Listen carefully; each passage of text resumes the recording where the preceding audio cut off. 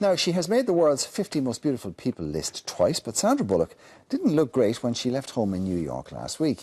Is this as a result of plastic surgery gone wrong?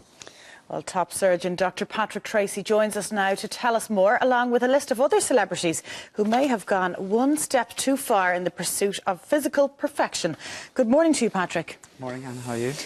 Where do we start? OK, Sandra Bullock, this is all about basically celebrities or people in the limelight who are under pressure to look beautiful and have taken it one step too far, ultimately. Sure.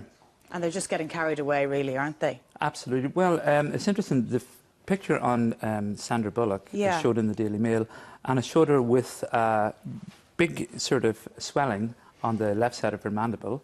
And that looks like a huge boil or something, doesn't it? Absolutely.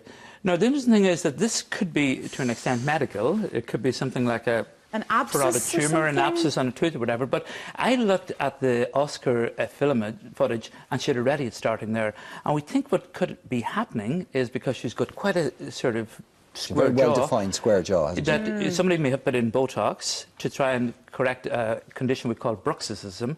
And as a consequence, if you don't go down with the needle to the periosteum and get the lower level of the masseter muscles, the muscle can herniate out through the top ones. And this is a common effect. Actually, I've seen somebody in London recently who had a very, very similar thing done by somebody who didn't know what to do. This is becoming a very popular procedure with Botox, particularly by Asian people. And in Dublin particularly, we do quite a number of Asian people who would have quite square jaws and who want to define the lower part of their face. When you originally inject in Botox, it gets smaller, and over a period of 2 or 3 cycles, and a cycle of Botox is 4 to 6 months, the muscle tends to atrophy and they get a very nice sort of defined definition on their jaw. So if this was plastic surgery or Botox that Sandra Bullock was having, what would she have been trying to achieve? A softer jawline? If it was done for that, a softer jawline, yes. Okay. Yeah, and absolutely. She is also in her mid now, getting on to late 40s. And she's at the peak of her commercial career. Now, there's not that many jobs for 35-plus women, let alone 40-plus women. And she's just a baby very recently. She looks extraordinary. But she's kind of coming to the end of what she can physically do as a leading lady, isn't she? So, sure. So do you think that people in her position are prepared to take stupid risks? Well, despite the fact that you think that they have the best medical advice in the world because they can afford it. Yeah. There's an interesting thing that's starting in the west coast of the States, and I don't know whether it's going to go here or not, and it's called the zero face, and they reckon that everybody now is trying to look 36. People in Hollywood not only are marking their age down from 45 to 36, but people in their 20s are marking their way back up again to look 36 as well. So 36 is the optimal age, gone wrong. is it? Well, this is what they're saying, but well, having said that, was the best. They were the best years because you're old enough to have sense and still young enough to enjoy it. But they're including people like Heidi Montage and that within it, who I would have thought just had bad work done, and looked older after it. We have a shot here of maybe the most. She's probably the most famous bad advertisement for cosmetic surgery there is Jocelyn Wildenstein. Okay. This is what can happen. Sure. When you go this completely is a very bonkers. interesting case, Mark. This started. She must have some form of dysmorphia. Oh, Patrick. I think so, absolutely. She found her husband in bed with a young girl, and to try and win back his affection, what she did was, because she knew he liked people with cat-like sort of feline structures, she wanted to get surgery down that route. She didn't win him, but she certainly won one of the most horrendous-looking faces, sort of in the business. She looks like she's been mauled by a cat. She does, actually. It's and the sad fact is, and I was chatting to Noel earlier outside, he met her in New York recently, and she believes that she looks quite beautiful, and this, to an extent, is... and she spent $4 million achieving this look. I was going to ask you, Patrick, is this figure correct, or am I seeing it incorrectly? No. $4 million. Apparently, yeah. She said multiple sort of procedures, and recently I read she got prosthetics in her infraorbital area, just underneath her eye, and it caused peripheral vision loss. So she's had damage to her. So there's all sorts of knock-on effects. Can I ask you something? I mean, you're a very reputable doctor, and like the top guys in America are all board certified. How could any doctor with a shred of professional integrity allow that to walk out of the surgery? It's beyond comprehension, isn't it? And particularly, I'd say a lot of these people have psychological addictions, probably body dysmorphic disorder, and I agree with you. It is horrendous. Some of the people we'll be looking at later on.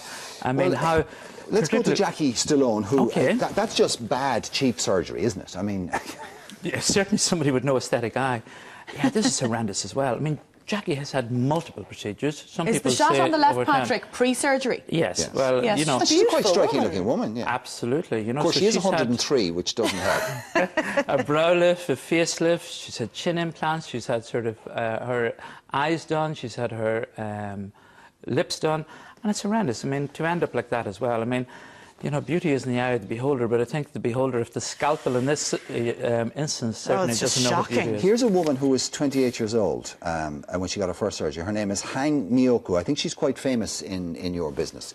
Yes, okay, well, this is actually a perfect example of somebody who has a psychological disorder.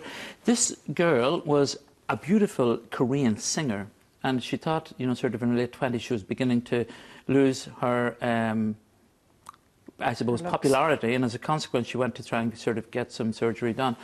When she got the surgery done initially, they stopped wanting to treat her in Korea, so she went to Japan. And after a while, they diagnosed her with a disorder in Japan as well. And this is after about 14 surgeries. So they sent her back home, and when she was in Korea, she got a doctor who gave her some silicone to inject herself and some needles. Then he stopped doing that, so she went to get cooking oil. So she injected her face with cooking oil. Now, she reached the stage, unfortunately, when she stood at the end of the street. She was a very small woman, about 5'2" or 5'3". Her head was so big that they called her the standing fan because she was so out of proportion, asymmetrical. And it got to the stage where Korean television brought her on, and they had a national campaign to get some money to take the whole foreign substances out of her face. They took 400 grams out of her neck and 70 grams out of her face, and even to this day she still looks horrendous. But And this is she had somebody done who- that to herself, Patrick? She had done that to herself, absolutely. Patrick, unfortunately, we've run out of time. There's a much larger issue at stake here, and we don't have time to discuss it now. You'll have to come back and talk about it again. Is that we still have no proper regulation in this country where this is concerned. Absolutely. So people can actually go and pay money and have this done to them, Yes. and there's no recourse one way or the It other. is changing now because the national standards in Europe are making regulations within 27 countries that aren't mandatory by law, but myself and a couple of people are going to go to Vienna very shortly, and I think it's mid-April, to give Ireland's point of view towards this. And they've made a set of regulations that as yet aren't, I suppose, within legislation, but probably will move towards that. Well, maybe we can get Dr. James Riley to come on some morning, and the two of you can have a discussion about it, and then maybe we'll progress the issue a little further. But for the time being, Dr. Patrick Treacy, thank you very much.